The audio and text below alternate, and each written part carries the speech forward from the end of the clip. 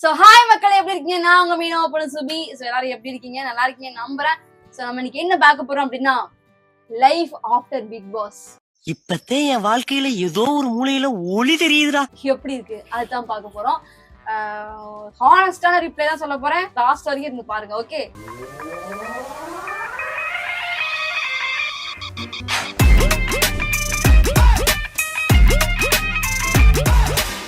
First வந்து எனக்கு வந்து நான் வெளியே வந்ததுக்கு அப்புறம் எங்க ஊர் மக்களா இருக்கட்டும், உலக மக்களா இருக்கட்டும், எல்லாருமே எனக்கு வந்து நல்ல ஒரு வரவேற்பு கொடுத்தீங்க.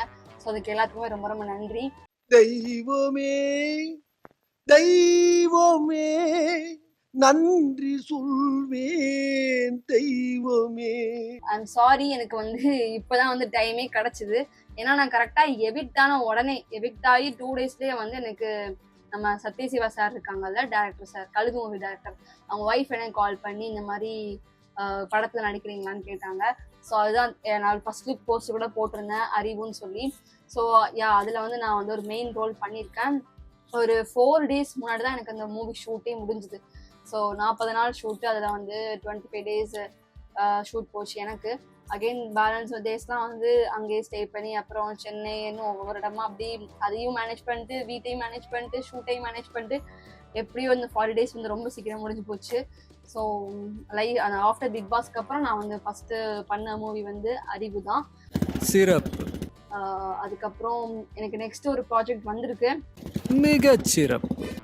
ஆடிஷன் அட்டென்ட் பண்ணியிருக்கேன். ஓகே ஆயிரும் நம்புறேன்.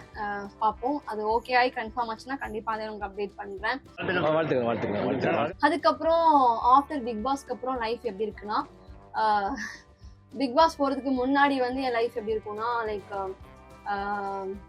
எப்படி சொல்றது, அப்பவும் லைட்டா பிஸியா தான் இருந்தேன். நான் இந்த அளவுக்கு பிஸியா இல்லை, இப்ப ரொம்ப பிஸியா இருக்கேன். பண்றீங்களா? சாயங்காலம் பேசட்டுமா? கொஞ்சம் லிட்டில் பிஸியா இருக்கேன். எதுக்குமே டைம் இல்லாம அந்த மாதிரி லைஃப் வந்து ஓடிட்டு இருக்குது. முன்னாடி வந்து வீட்டுக்கு வந்து கடன் இருந்துச்சு, எதுவுமே தெரியும். ஸோ அவங்கலாம் வந்து வீட்டுக்கு வந்து கேட்டுட்டு இருப்பாங்க. ஆனா இப்ப நான் பிக் பாஸ்க்கு அப்புறம் வந்து கொஞ்சம் ஷூட்ஸ் வரதை வச்சு நான் கொஞ்சம் அதெல்லாம் வந்து மேனேஜ் பண்ணி கடலாம் கொடுத்து அப்படியே அடைச்சிட்டு வந்துட்டு இருக்கேன். ஸோ அது ஒரு டிஃப்ரெண்ட். வேதனையா இருந்தாலும் பெருமையா இருக்கு.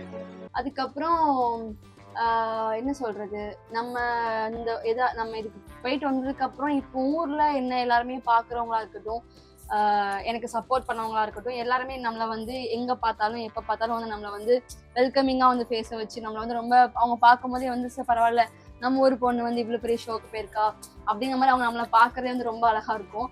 ஸோ அந்த மாதிரியும் இப்போ எனக்கு நடக்குது. அண்ட் ரொம்ப ஹாப்பியா இருக்குது, ரொம்ப பிஸியாகவும் இருக்குது.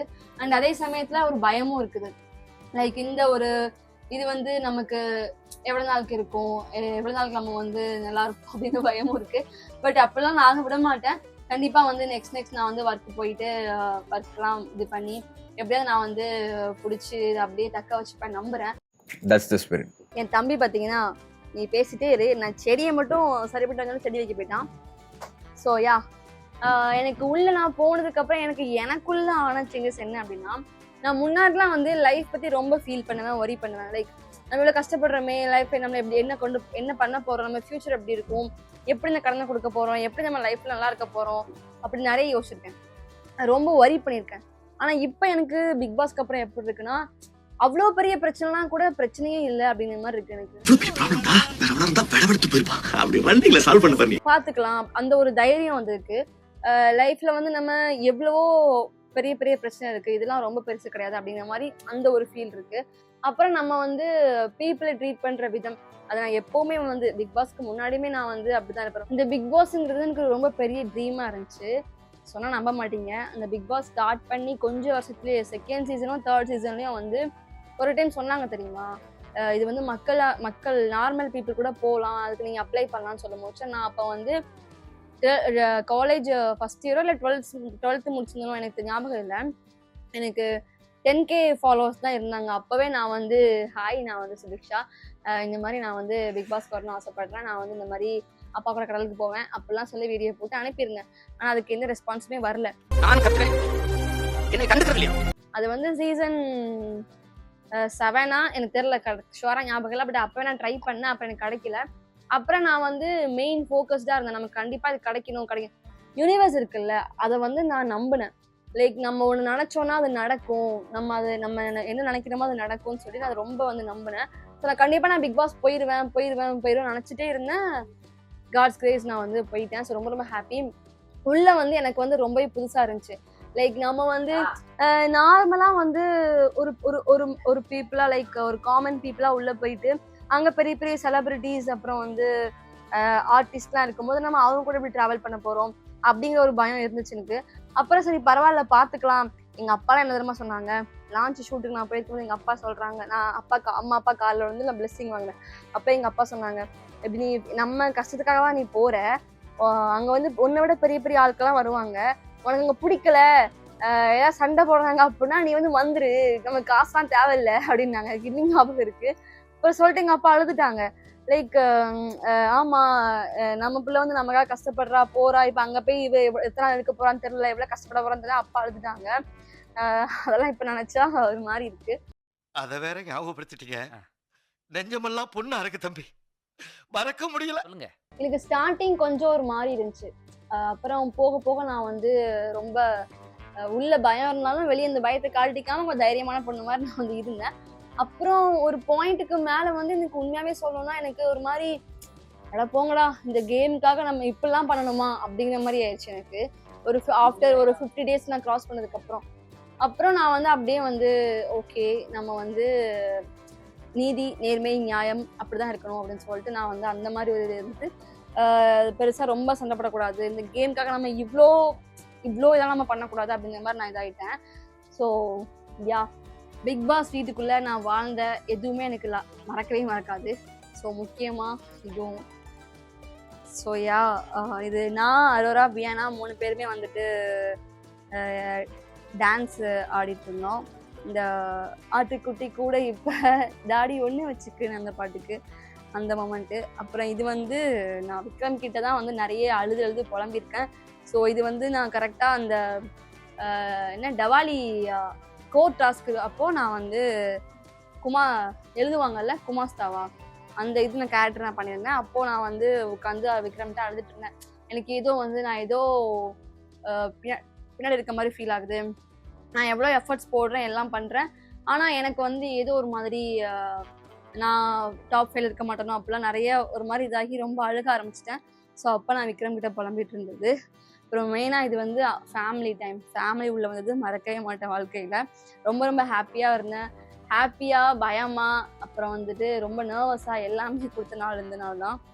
அப்புறம் ரொம்ப வெயிட் பண்ண அம்மா அப்பா வர்றதுக்காக. கடைசியாக தான் எங்கள் அம்மா அப்பா வந்தாங்க. அப்புறம் இது எஸ் டிடிஎஃப் ஃபஸ்ட்டு டாஸ்க்கு நான் வின் பண்ண டாஸ்க்கு லைஃப் லாங் மறக்கவே மாட்டேன். இந்த டாஸ்க்கு எனக்கு என்னன்னா நான் வின் பண்ணணும் அப்படின்னு ஒரு வெறி இருந்துச்சு, ஆனால் கொஞ்சம் பயம் இருந்துச்சு. நான் வினோத்தண்ணா கமருதீன்லாம் வந்துட்டு எங்களோட நல்ல பாடி பில்டரு கமருதீன்லாம். ஸோ கண்டிப்பாக வந்து அவர் தான் வின் பண்ணுவார் நினச்சிட்டு இருந்தேன். பட் எனக்கு வின் பண்ணுங்கிற வெறி இருந்துச்சு. ஆனால் எப்படியோ வந்து பார்த்தீங்கன்னா சின்ன மிஸ்டேக்னால வந்து அவங்க போய் லாஸ்ட் வரைக்கும் நின்றுட்டு இருந்தேன். ஸோ ரொம்ப ரொம்ப ஹாப்பி. ஆனால் இது முடிச்சதுக்கப்புறம் தான் எனக்கு அவராக்கும் கை கால்லாம் அவ்வளோதான் வேலையே செய்யலை. சுத்தமாக கை கால்லாம் உணரலாமல் ரொம்ப வந்து கை தூக்க முடியாமல் ரொம்ப கஷ்டப்பட்டேன் நான் அரோராவும். ஆனால் என்னோட பாவம் அரோரா ரொம்ப ரொம்ப கஷ்டப்பட்டா. அப்புறம் இது வந்து லிவிங் ஏரியாவில் நான் வந்து என்னமோ ஒன்று தான், ஏன் சபரி சோடெல்லாம் சாஞ்சு சோகமாக இருந்தேனா ஹாப்பியாக இருந்தேனான்னு தெரியல, எனக்கு இந்த மொமெண்ட் மட்டும் மறந்துருச்சு. ஆனால் ஏதோ ஒரு மொமெண்ட் நான் வந்து அவன் தோளில் சாஞ்சு உட்காந்துருக்கேன். ஸோ யா இதெல்லாம் ரொம்ப முக்கியமான ஒரு மெமரிஸு. அப்படின்னு ஒன்று காமிக்கிறேன் பாருங்கள். எனக்கு ரொம்ப ரொம்ப ரொம்ப பிடிச்ச ஃபோட்டோ, ஒரு மாதிரி கெத்தாக அந்த வாக்கு இருக்கும், அந்த இதுவே ரொம்ப ரொம்ப பிடிச்ச ஃபோட்டோ. இது என்ன டாஸ்க் ஞாபகம் இருக்கா, காயின் டாஸ்க் அப்போ வினோத்தனா நான் பிடிக்க போகும்போது அப்போ எடுத்தது. ஸோ எனக்கு அந்த இது எனக்கு ரொம்ப பிடிச்சிருந்துச்சு. நான் ரொம்ப வந்து ஒரு மாதிரி வெறியா நான் வந்து அவரை வந்து பிடிக்க ஓடினேன், பட் பிடிக்க முடியல. ஆனால் எனக்கு இந்த இந்த இந்த இந்த லுக்கு இந்த வாக்கு இந்த ஃபேஸ் ஸ்டைலு ரொம்ப பிடிக்கும் எனக்கு. அண்ட் எஸ் இது என்னோட most favourite photo and favourite moment also. First time வந்து விக்ரமண்ணா வந்து யார் டைட்டில் வின் பண்ணணும் ஆசைன்னு சொல்ல முடிச்சு. ஐ மீன் அது அவர் சொன்னார், எனக்கு இல்லைன்னா கூட பரவாயில்ல சுபிக்ஷா வந்து வின் பண்ணணும் அப்படின்னு சொன்னார். அப்போ தான் வந்து அவர் என்னை பற்றி என்னென்னா புரிஞ்சிருக்காரு, என்னை பற்றி அவர் என்னென்னா யோசிச்சிருக்காரு அப்படின்னு நிறைய நான் வந்து ஃபீல் பண்ணேன். அந்த ஐபேக்கோ டாஸ்க்ல வந்து அவர் வந்து அந்த ஐஸ்கிரீம்லாம் வச்சு அந்த ப்ரௌனி அது ஒவ்வொரு இதாக வைக்கும் போதும் அதுக்கேற்ற மாதிரி என்னை பற்றி சொன்னார். ரொம்ப ரொம்ப ஹாப்பியாக இருந்துச்சு. ஸோ இதுக்கப்புறம் தான் எனக்கு விக்ரமண்ணா மேலே இன்னும் ரொம்ப ஒரு அதிகமான ஒரு பாசம் வந்தது.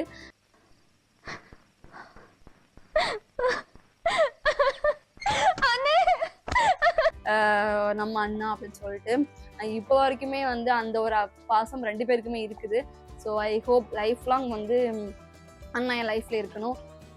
அவரும் இப்போ ஒரு ஹீரோவா வந்து ஒரு படம் பண்ண போறாரு, லைட் வெயிட் பேபின்னு சொல்லி. இப்போ கூட ரீசனாக நான் வந்து அந்த அந்த மூவி டைட்டில் லிஸ்ட்க்கு நான் போயிருந்தேன்.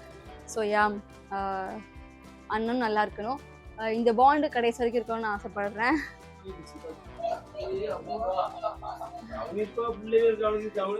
சரி, இவங்கெல்லாம் பாத்தீங்கன்னா இவங்க எங்க பெரியப்பா, இது எங்க அப்பா, எங்க பெரியப்பாவோட அண்ணன், சரி பெரியப்பாவோட பையன். ஸோ எல்லாருமே பக்கத்து வீட்டுல தான் இருப்பாங்களா. நம்ம வந்துட்டு ஒரு வீடியோ எடுக்க முடியாது, பக்கத்து வீட்டுனால டக்குன்னு வந்துருவாங்க. இப்படிதான் இருக்கு மக்களே. இப்ப நான் காமிக்கிறேன். நாங்க நெக்ஸ்ட் வீடியோ வந்து எங்க வீடு விளாகா பண்ணும்போது ஹோம் டூர் பண்றேன். அப்போ வந்து எங்க வீட்டுக்கு வெளியே எப்படி இருக்குன்னு பாருங்க. சரியா, பக்கத்து வீடு ஒட்டி தான் அடுத்த வீடா இருக்கும். கண்டிப்பா நெக்ஸ்ட் வீடியோல காமிக்கிறேன். இதுதான் வந்து எனக்கு நான் வெளியே வரும்போது எல்லாத்துக்குமே வந்து கொடுத்தாங்க. ரொம்ப வெயிட்டா இருக்கும் மக்களே. ஒரு பெரிய அவார்டு, டைட்டில் வின் பண்ணவங்களுக்கு மட்டும்தான் அவார்டுன்னு இல்லை, எங்களுக்கும் அவார்டு கொடுத்தாங்க. பிக் சீசன் படிக்க தெரிஞ்சா படி, தப்பா படிச்சு அடி வாங்கி சாகாத. Bigg Boss season 9 Viksha. So இதுதான் பார்த்தீங்கன்னா அறிவு மூவிக்குள்ள ஃபர்ஸ்ட் லுக் போஸ்டர். என்னோட ஃபர்ஸ்ட் மூவி அப்படிங்கிறதுனால நான் வந்து ஃப்ரேம் பண்ணி வச்சிருக்கேன். முக்கியமாக எங்கள் தாத்தா தான் பண்ணி கொடுத்தாரு. இங்கே இருக்கேன் நான். முதல்ல கரியா பூசிச்சாங்க. கறி பூசலப்பா, அது வந்து ஒரு பழங்குடியினர், ட்ரைபல் பீப்புள், மலைவாழ் மக்கள் இந்த இருப்பாங்கல்ல, அவங்கள மாதிரி இருக்கணும்னு சொல்லி ஃபேஸை வந்து ரொம்ப கருப்பா காமிக்கணும்னு சொல்லி பிளாக் மேக்கப் போட்டிருக்காங்க. அப்படியா?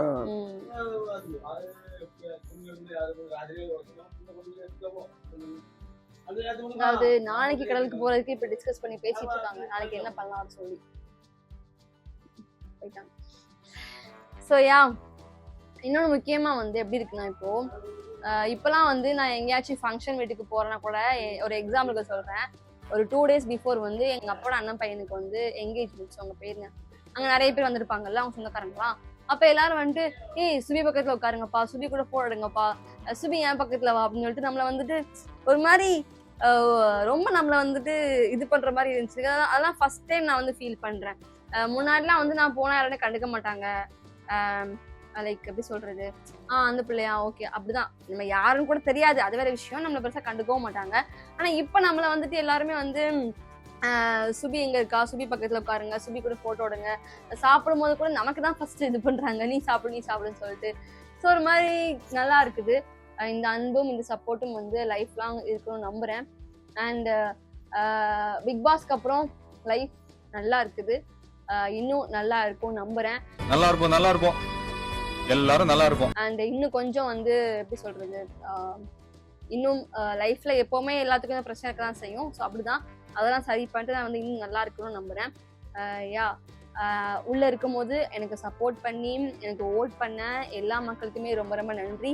நான் மேபி உங்களை ஏதாச்சும் நான் வந்து நீங்க எதிர்பார்த்த மாதிரி நான் விளையாடல, லாஸ்ட் டைம்ல வந்து நான் வந்து ஸ்லோ ஆயிட்டேன் அப்படின்னா அதுக்கு ஐம் ரியலி சாரி.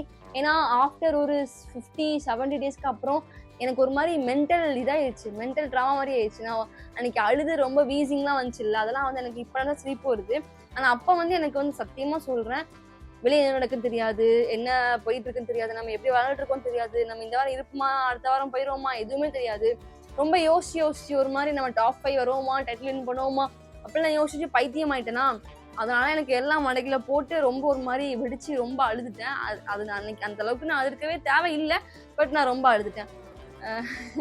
ஸோ அப்படிதான் உள்ள இருந்துச்சு. பட் நான் உள்ள இருந்த எதுவுமே எனக்கு மறக்காது மாறாது. எனக்கு இப்போ கூட எனக்கு ஆச்சரியமா இருக்கு, நம்ம வந்து பிக் பாஸ் ஷோல இருந்தோமா, 97 days இருந்தோமா, இத்தனை நம்ம உள்ள எப்படி இருந்தோம், அதெல்லாம் யோசிக்கும் போது எனக்கு வந்து சார் பரவாயில்ல, நம்ம இத்தனை நாள் உள்ள இருந்திருக்கோமே அப்படின்னு இருந்துச்சு.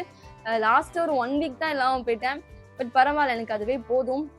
எனக்கு சப்போர்ட் பண்ணி ஓட் பண்ண எல்லா மக்களுக்குமே ரொம்ப ரொம்ப நன்றி. அண்ட் யா, நெக்ஸ்ட் நான் வந்து என்ன வீடியோ போடணும், நீங்க என்கிட்ட என்ன தெரிஞ்சுக்கணும்னு ஆசைப்படுறீங்க, எதாவது இருந்துச்சுன்னா கண்டிப்பா கேளுங்க, கண்டிப்பா நான் சொல்றேன். தேங்க்யூ, டாடா.